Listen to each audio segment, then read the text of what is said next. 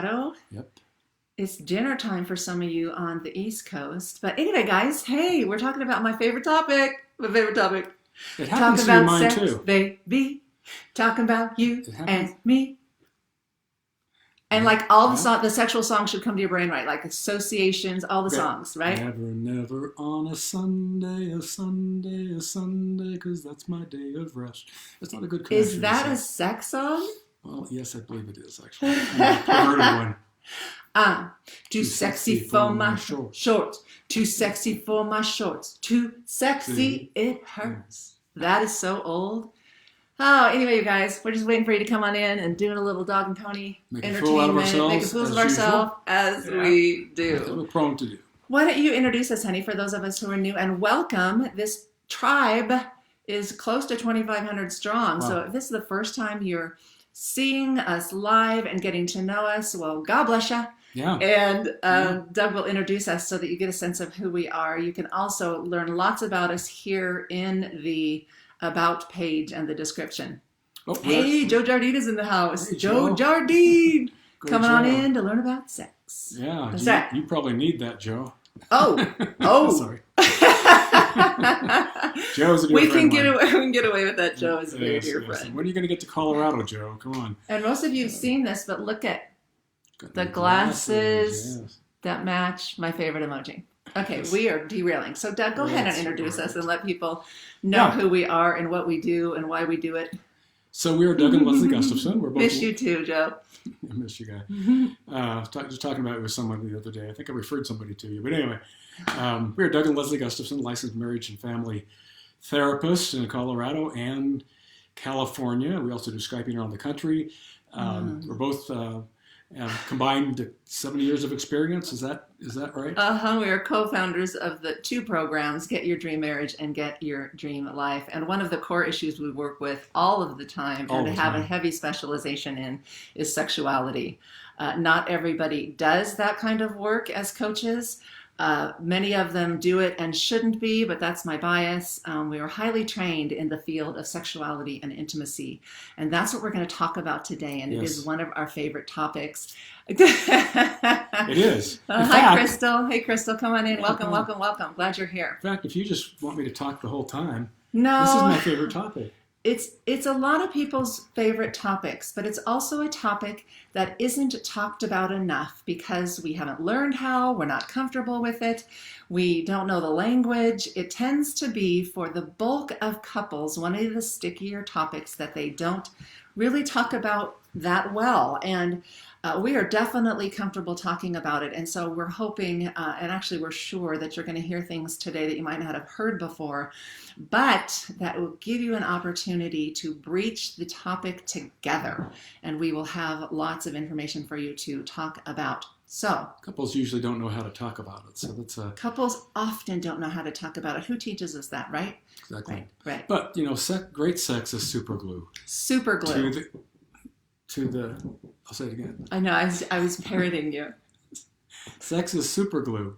Great sex is super glue. Yes. Great sex is feeling super loved, glue and to marriage. One. Yes. It isn't just a part of your marriage. It is a critical, essential aspect of marriage that affects the whole marriage. We cannot compartmentalize sex and go, well, sex is over there and it doesn't really have any impact. And so whether it's happening or not happening doesn't really matter. Oh my gosh. So interesting truth. If all we knew was, as a couple, if all we knew was what happened in your bedroom, we could tell you what the rest of your relationship is like. Ooh, say that again. Yeah, if all we That's knew, a little scary for people to hear, I think. It is, but we'll elaborate. Yeah. If all I knew was what happens in the bedroom, I could tell you what the rest of your relationship is like. Yes. And maybe conversely, if all you told me about what your relationship was like, I could probably tell you what happens in the bedroom somewhat. Yeah. So they're that interrelated. They're really inseparable. Yes. They are one. They in are a sense. inseparable. They're on a continuum together. Yes. And so what is great sex? Before we jump into some more talk about sex, what is great sex? This is our definition. It is a working, truthful definition. Can I read it? Yeah, you can read it. What is great sex? Consistent. Okay, sorry. You're going to be reincarnated I'm just the minor bird over You're here. reincarnated Just as a the minor parrot. bird. Yeah, gonna be the parrot. Okay, definition. Parallel I'll start process. That's right. again. Hi, Marilyn. Please discuss it all. Going through perimenopause. Yes. Yes. Frustrating. Mm-hmm. Yes. So definition of great Definition sex. of what great sex is. Consistent, mutually wanted, mutually pleasurable, passionate, where both people feel loved and wanting more after they have had sexually intimate time together. Yes. Okay. So get your pencils and papers. I meant to tell you that. Get your pencils and paper because some of this stuff you're going to want to write down. That would have been one of the things that you would have wanted I had to a write quote down. I didn't get to read, but I'm going to read it now because it has some relevance. Wait, I want you to read the definition again. I'm going to read the quote and then the definition. What's the quote? It's by W.C. Fields. Oh, he does have a quote. I love quotes. This is simple. It's becoming a habit. He's like the quote meister everywhere he goes. So I've never seen this before. The amazing W.C. Fields. Some things are better than sex and some are worse, but there's nothing exactly like it.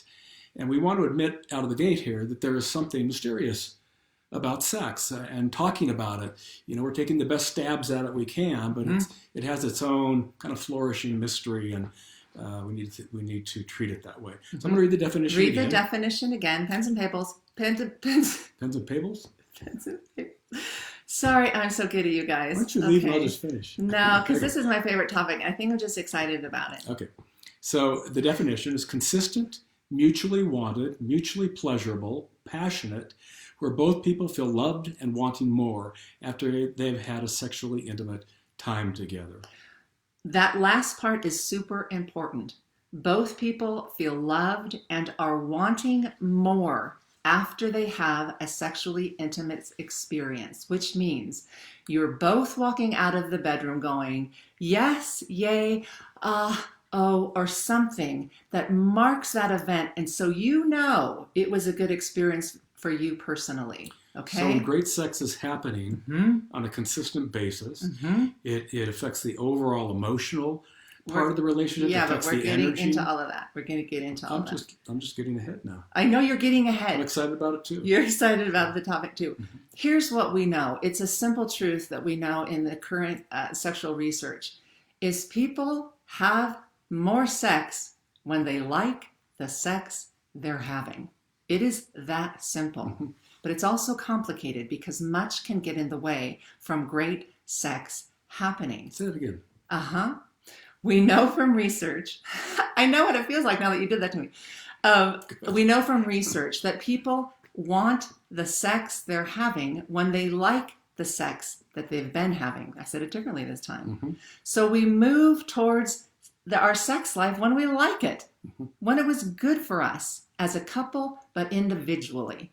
That's why mutually pleasurable, mutually wanted. You can't consistently walk out of the bedroom and it's a win and a great time for somebody else. But for somebody else, it was just so-so or non-pleasurable, or they were just living through it or taking care of someone else's needs or just checking it off a list. If that's the only way it happens. Yes. Because sometimes that happens. There's Taco Bell sex, drive-through, quick. There's Thanksgiving sex. There's sex when maybe one partner isn't really as on board. But mostly we're talking about creating a fairly consistent dynamic where it's mutually pleasurable, wanted, and exciting, and you leave wanting more. Yeah. And I'm just going to jump in quickly. Perimenopause, isn't it terrible? It does not have to be terrible, Marilyn. It just doesn't. We're completely able to work through perimenopause, which, so you know, can start as early as 29 years old for women. And perimenopause increases over time, but it can start that early or even into it. But most people start feeling it kind of mid-30s, later 30s. There are lots of symptoms of perimenopause that are completely treatable and fixable. We're not going to go into the details of all of that, but let me tell you that I've worked with many, many women, and I walked through it myself, and it didn't dampen our sex life because it can be tended to in the right way. Okay, so great sex, for sure. The overall feeling is affected in the marriage. The energy is affected in the marriage. The whole marriage connection and strength and longevity is given to the marriage when great sex is consistently happening. Happening. So I'm going to go, do you want to do this list or do you want me to? I've got 2 lists for you guys, okay? The first one is what great sex provides. Let me do this one. You're going to do this one? I guess so. Okay, well, I'll kind of jump in here too. I'm going to give you a list of what great sex provides, and then I'm going to give you a bunch of symptoms so that you can look at your own relationship and see whether or not you have symptoms indicative of something is awry or needs fixed in your sexual, intimate life, okay? Remembering this isn't one or the other, outside, inside the bedroom, parallel process like Joe said. It's one big whole that affects the whole. Okay, so you're going to start. Great sex provides what, Doug? And these are true for men and women both. This isn't just and I'm going to jump in here too. You just did. I know. So great sex provides. It's just a little bit of a bucket list that could we could build on, but it's a good start. Provides love. Everybody wants to feel in love. Most people don't want to just love somebody. They want to feel it, right? Mm-hmm. And I would say love, but I would say in love. Yes. Because of the energy behind it. People don't want to just settle for the status quo. Yes, and love without all the fun stuff. High dose bonding. Sex provides high dose bonding, which means there's no other place in your relationship that you get as much bang for the buck with regards to bonding and attachment. Is that a pun? It's a little bit of a pun. So when you can see when you take out this part of your life or it isn't consistent in your life, what you're eliminating, because it is super bonding and attaching, which is core foundation. We've heard so many couples say we just don't feel connected anymore. Yeah. And this is part of it. Yes. Not all of it, it's part of it. Mm-hmm. The third one here is a renewed, intimate, and even vulnerable connection. And again, there's probably no other place in your relationship, because you're naked and together and you're close, where you're going to get the most vulnerability with each other. Vulnerability is critical to a thriving marriage where 2 people are entering in raw and real and as they are in truth, okay? A marriage without vulnerability is a defensive marriage. It's a disconnected marriage. It's sometimes an unsafe feeling marriage. So when you're naked in the bedroom together and showing up, it's sacred. And there's a level of vulnerability that you really can't match very readily unless you're having sex outside the bedroom. It's possible. Yes. The hotel room. Yes. The beach. The beach, yes. Okay. Next one. A sense of oneness and feeling like a united team. Mm-hmm. Yes. Yeah, I think that's... Yes, because of the bonding, because of the closeness, because that you literally become one physically, that also has an emotional and psychic component to it, where you then feel like you are really like one against the world. You feel tied to each other in a way that carries itself out of the bedroom. A connection to one's own personal self-confidence. Yes. A connection to one's own personal self-confidence.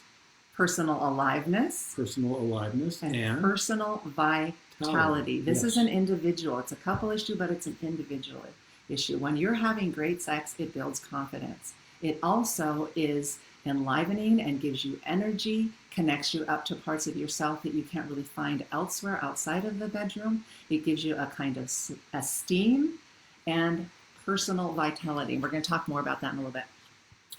A unique space that is sacred because it is only for the 2 of you. Yes. And because sex is sacred at some point. Sex is sacred. Mysterious. And sex is the defining ingredient between being roommates and having something that is intimate physically, right? You don't have sex with everybody, right? Hopefully not. It is what essentially makes marriage.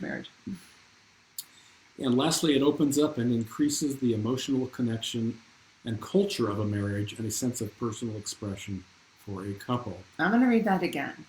Great sex opens up and increases the emotional connection and culture of a marriage It increases a sense of personal expression for both partners that aids them in their marriage. You, when you have great sex, are more freed up with each other, right? Mm-hmm. And I like the part coming from the business background too, that it affects the culture of your marriage. Your marriage has a culture, it has a personality. Yes. And sex creates an energy, it creates a vitality, it creates a uniqueness that's very, very powerful. Yes. And it's really affecting the culture. What's the identity of your marriage? Yes. And without great sex, it's going to limp along. It can limp along because it adds an extra energy and passion and definitely helps define a healthy marriage. We could go on that list. You can create your own list. Look back if you want to as a couple or even individually. Here's a little exercise. When was there a time when I had my best sex? For yourself. Don't talk with your partner if it's been with somebody else in your history. That's for you. But what made it great? And when you think about it now, how does it make you feel now? And when you look and reflect back on it, what did it give you? What did it give you? How did you feel? Okay? What kind of energy did it bring you? How did you feel about yourself as a person in that experience when it was super great sex? It has power. Great sex, I already said, gives a lot of bang for the buck, and marriages that are deprived of this, hands down, struggle more. They can feel lifeless, and they can feel unwanted. Sexless, problem areas in your sex life, marriages that struggle with this arena the whole marriage can feel more lifeless and unwanted. I know that doesn't feel great to hear, and we're giving you kind of just hardcore punches here about the reality of sex because we have seen it for over 70 years. It just got brighter again. It doesn't all that. For 70 years, we've been working in this arena together. Like, I'm not 100, but combined experience. And so this comes not only from research, guys, but from what we have witnessed and helped walk couples through. Marriages that are struggling sexually struggle the worst as a marriage. So I'm going to look at, here's where it gets tough because I'm going to go through a list of symptoms, okay, that are indicative or evidence of that there is a sexual issue or a problem that needs fixed. Fixed, you guys. This is not something to just say, oh, it's okay. We have a pretty good sex life. We have sex once a month. Did you know once a month is actually considered a sexless marriage? You probably saw that in the write-up or the description of today's talk. Sexless marriages are not what we're shooting for. That said, because I don't know why I have to say this, because I usually get somebody bucking me when they go, well, we don't have much sex and we're doing great. And I would say that there are the rare circumstances when two people are fairly asexual and they're really okay with it. It is rare, but it is the truth, okay?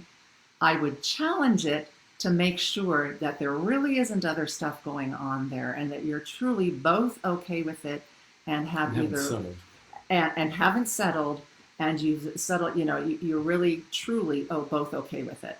Sometimes people surrender it, give up on it, become complacent about it, and then agreeable, but it's not their real truth. Okay, so here are signs and symptoms that there's a problem that needs fixed, not something that you should just let go. It's a long list. There is a long list, and it is not a complete list, but I didn't want you guys to just, panic. So if there's ongoing tension and frustration with each other in and or outside of the bedroom, that's a sign and symptom that there's a problem. Here are common symptoms of a couple that has a sex problem that must get fixed. Okay? Are you with me? I'm not seeing any comments. I'm hoping you're all just, hanging on this with bated breath and or in shock and awe. I think it's really relevant. A lot of tension, angst, and disconnect for couples happens. They might not even know it. They might not even know. One might and the other one might not, but it happens through a more diluted sex life. Yes, tension, frustration in or out of the bedroom that is just kind of in the milieu of your relationship, okay? Sex arguments that happen or are repetitive and don't get solved. Sex that rarely happens or not at all. One or both of you do not love the sex you are having. If one of you is not okay with your sex life, isn't liking it, then it is a couple problem that needs to be addressed. Sex is for each of us individually. We are all, people sometimes their jaw drops here, born sexual. We are all born to be sexual beings, men and women. And so when sex isn't going well for us, something is up, maybe individually or relationally, but it's not something that should be dismissed.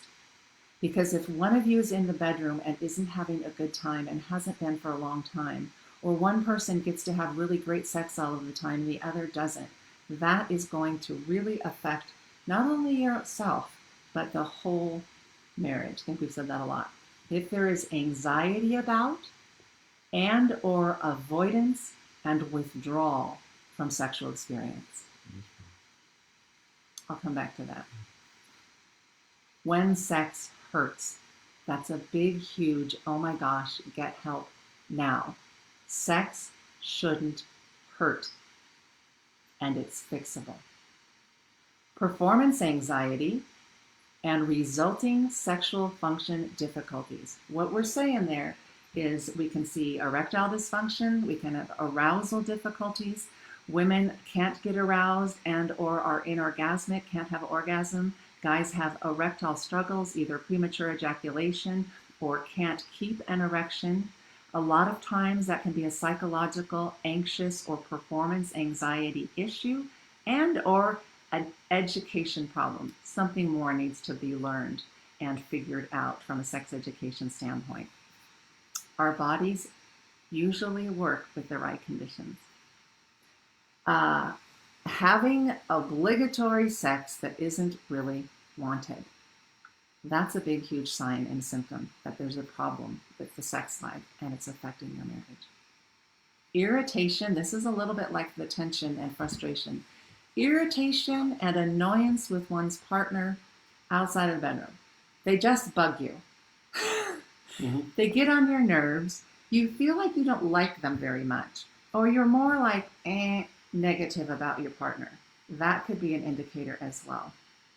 When things get really bad in the sexual arena, discouragement, hopelessness, feelings of being unloved, and untalked about underlying negative feelings towards your partner.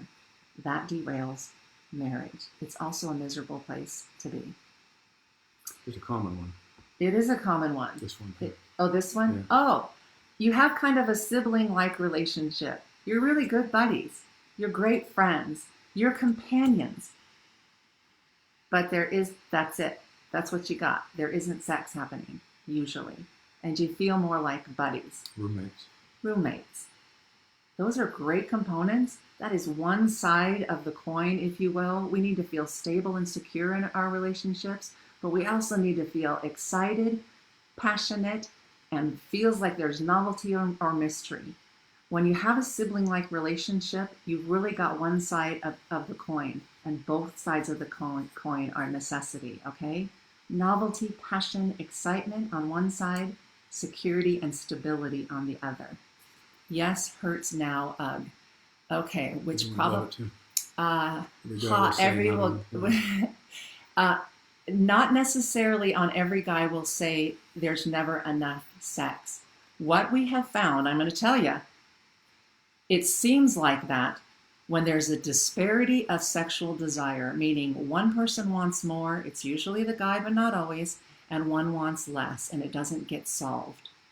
And so the partner who isn't getting enough sex is frustrated and expectant and worried about it all the time, and it elevates their sexual desire. It makes them feel like they want it more than they really do, mostly because they're frustrated and they're afraid they're never going to get it again. But what we have found is when couples develop that really cool, consistent, great sex with rhythm, and they can count on it with each other, desire levels even out. And there isn't that same pressure and pursuing dynamic that we see so often between men and women. where it feels like he wants all the time, he's never satisfied, and there isn't enough. It's a bit of a myth, because when there's great sex that's mutually satisfying quality sex, desires levels start to match. You find a rhythm with each other. Because there's predictability. Because there's Nobody's predictability, there's not worry about it, there isn't angst about it, there isn't this unnecessary drive around it. I hope that makes sense. When sex hurts in perimenopause, it is often because hormones are shifting and that the vaginal wall and the culture of the vagina is changing. The lining, if you will, of the vaginal wall starts to thin, and it can make sex more painful. Also, when we have sex, when we're not adequately aroused physically, it will always feel uncomfortable. Lots can be fixed around that, either with hormones or lube or learning about your own arousal signs and symptoms and fixing that. So, wanted to address those. Thanks for jumping in, Marilyn, and sharing authentically and honestly like that. Hi, Belinda. Glad you're listening. Thanks for being here. This video will stay here, by the way, so you can, if you aren't here live, you can continue to dialogue and ask questions, and we will be addressing them. Conversation continues, the video stays. Okay. So that was the sibling-like relationship. Not a great sign, something to be aware of. Physical symptoms of fatigue, listlessness, poor sleep, or stress. Great sex, guys, is great for our health, our overall well-being, and our stress levels. So you can start to see physical signs and symptoms like that: fatigue, listlessness, poor sleep, increased stress. If you're starting to feel jealous when you look at other couples, when you think they've got it going on, pay attention.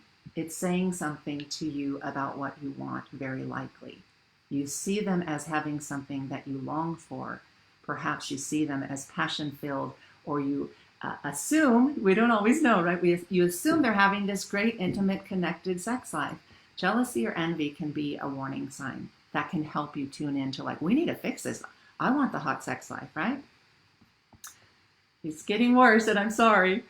If you're experiencing lowered self-esteem, poor body confidence, uncomfortable in your own body, or decreased self-confidence, that can be a sign that something's awry in the sexual arena.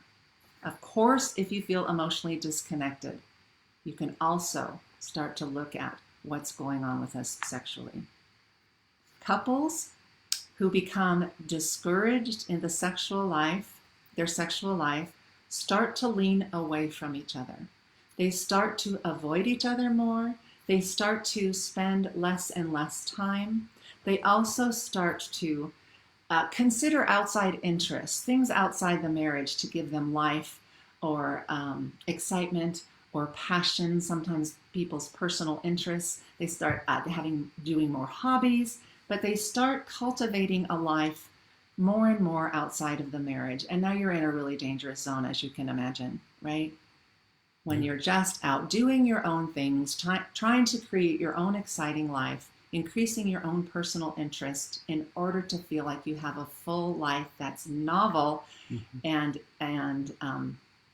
worthwhile. Again, one more example of how the bedroom and the kitchen are parallel in nature, right? I mean, if you're going more and more distant sexually, you'll probably see it symptomatically in the relationship. You can see it that way. And if you're starting to see it that way, it's probably an indication that something is amiss in the bedroom, because you aren't as excited about being with each other. And I can tell you, we have worked with countless couples who come in maybe 15 years into their marriage, and they have had a sex problem since day one that never got solved. It is heartbreaking, because they didn't know what to do. They didn't know how to talk about it. They certainly felt a level of fear and shame about seeking help, but it didn't get resolved. And there's been resulting pain and hurt in that lack of resolution over time. And the quality of the sex life and the kind of sex that they're having, if they're having any at all at that point, is really, really, frankly, it's really, really sad, because it doesn't have to be that way, guys. It doesn't.